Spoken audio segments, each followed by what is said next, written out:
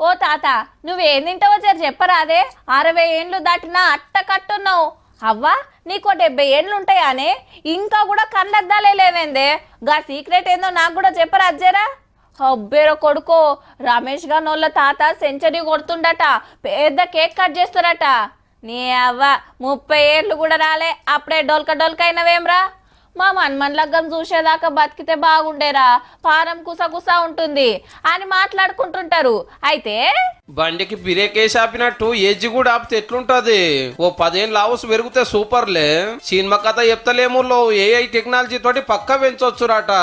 అమెరికాలో 2 కంపెనీలు కలిసి 1500 కోట్లు ఖర్చు పెట్టి ప్రయోగాలు చాలు చేసినాయి ఎన్నేళ్లు పడుతుందో తెలియదు కానీ ఆ టెక్నాలజీ వచ్చానంటే జ్వరం వస్తే గోలిమింగి నయం చేసుకున్నాను తలకగా ఆవుసు పెంచుకోవచ్చు అని చెప్తున్నారు అంటే పడుసోళ్ళు నడిడుకు రారు ముసలోళ్ళకి ఇంకిత ముసలితనం రాదు 70 ఏళ్ళు బతికేటోళ్ళు 80 ఏళ్ళు 80 ఏళ్ళు బతికేటోళ్ళు 90 ఏళ్ళు బతుకుతారట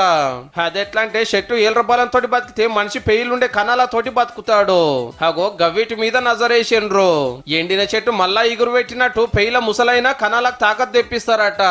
ఇక అప్పుడు చానేళ్ళు వయస్థానమే ఉంటది ఏజ్ పెరిగినట్టు అగుపడద్దు పడుసులకి అగుపడాలని మనోళ్ళు తక్కువ కష్టపడుతున్నారా మరి 30 ఏళ్ళకే ముఖం మీద ముడతలు 40 ఏళ్ళకే నడుము నొప్పులు ముంగట బొత్తాన్ని ఎత్తిల బట్ట 60 ఏళ్ళు వచ్చినాయంటే కట్టె లేకుండా నడవలేని పరిస్థితి